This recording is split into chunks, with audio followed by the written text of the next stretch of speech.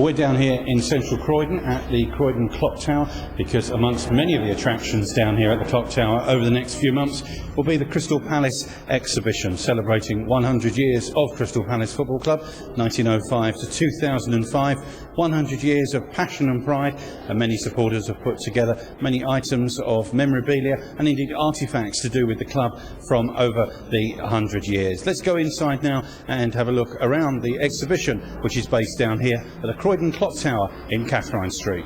We've now made our way inside the actual exhibition here within the Clock Tower in Croydon, and we'll take you literally around the exhibition itself. It's basically time-wise been split into 3 different areas, and we're starting off as you come through the entrance, through the doorway, you come straight onto the area from 1905, from, of course, as the timeline tells us, from when the club were founded and nicknamed the Glaziers, and our original home, of course, up at the Crystal Palace, now up at the home up in Norwood. Now, we've got right through here, so the timeline takes us from 1905 right through until the early 20s, including here the Crystal Palace Football and Athletic Club, the postcard of the Selhurst Park Stadium, how it looked in when we moved to Selhurst Park in 1924, and indeed an actual planning application for the football ground itself at Selhurst Park, designed by Archibald Leach in 1924,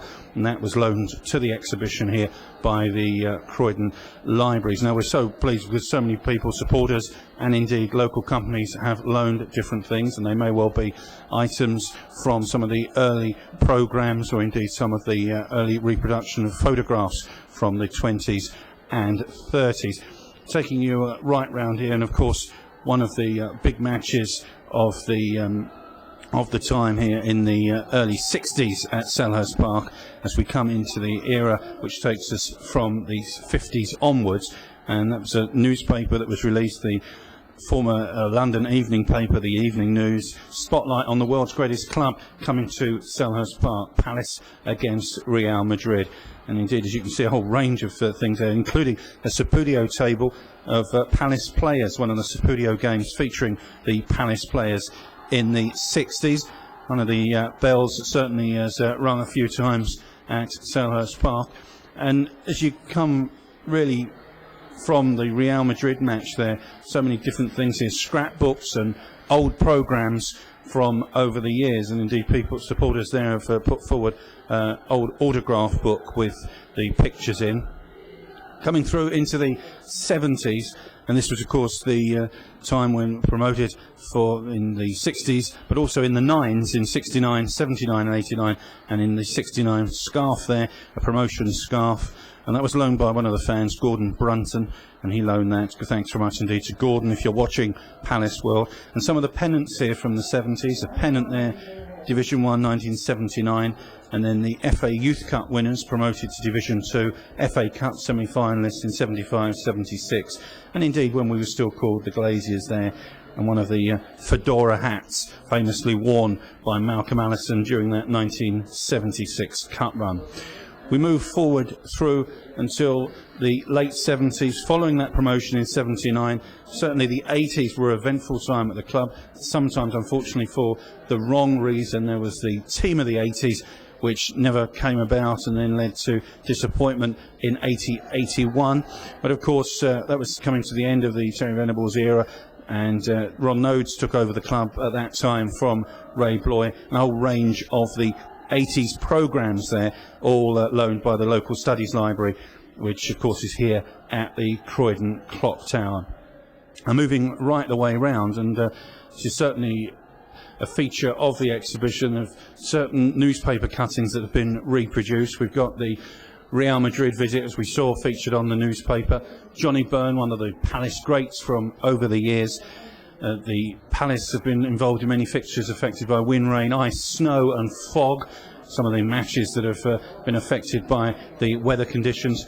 And glad all over to be Eagles' #1 fan when the Croydon Advertiser in 2003 named, through votes in the newspaper, named Elsa Sweeney as the Palace Fan of the Year after supporting the club for 32 years.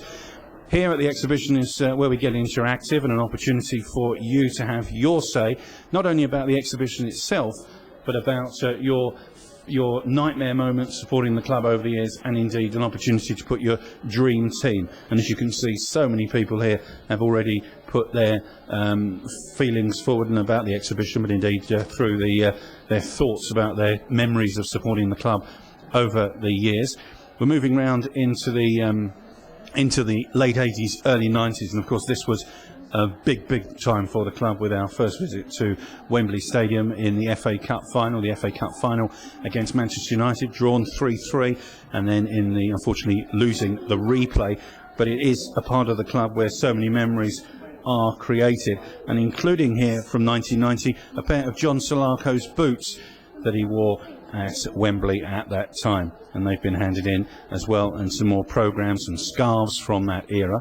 Now, the Wembley time was featured here in a scrapbook. John Henty, who in fact brought Glad all over to Selhurst Park and was our former PA announcer, he actually has got a scrapbook there which has got all kinds of memories of that day at Wembley in the FA Cup. And if the camera can go right close in there, there's some tickets from the FA Cup final in 1990 on 17th of May, the Cup final replay ticket, and indeed a ticket there from that memorable Sunday lunchtime at Villa Park, when we won the FA Cup semi-final 4-3 after coming from behind, and a programme there from April 95, April 95, featuring Ian Dowie as a Palace player on the front cover.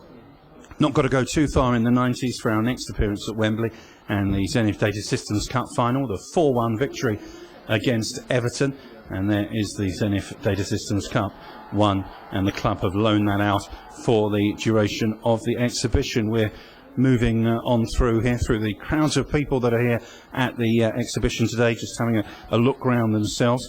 Zenith Data Systems Cup flag. And in 1996-97, we were back at Wembley for the nationwide Division 1 playoff final, when we beat Sheffield United, that last-minute David Hopkin goal. And a winner's medal, as the players took on that day, is featured there, one of the winners' medals from that playoff final. And then bringing us right up to date here into the 2000s with the programmes. There's right bang up to date, in fact, there to the final day of the Crystal Palace football, signed football, and also from the end of last season when we faced relegation at Charlton, and certain letters of support at the back there that went into our supporters' trust during the time of the fans putting money into the club during our time of administration. And we just come around here. We've got a selection of tickets featured there, and another newspaper article reproduced. There's Kenny Sansom talks Palace, the former Palace and England international. A look at the Coppell eras there, 84 to 93, 95, 98 and 99, 2000. And a bit of a signed piece of memorabilia here. It's the Crystal Palace shirt signed by Tony Blair when Chief Executive Phil Alexander met Tony Blair when we were out on our tour of China. Always a big talking point amongst Palace fans is the choice of their favourite shirt, and the exhibition ends with a selection of shirts and T-shirts from over the years. Well, it's certainly an opportunity for you to relive many of your memories as a Palace fan from over the years, so don't forget to get down here and talk to the Palace fans that are here enjoying the exhibition. Remember, we're open here in the Clock Tower, Croydon, right through until the end of April. Remember to pay a visit. It's Catherine Street, Croydon, the Clock Tower, the Crystal Palace exhibition, 100 years of passion and pride.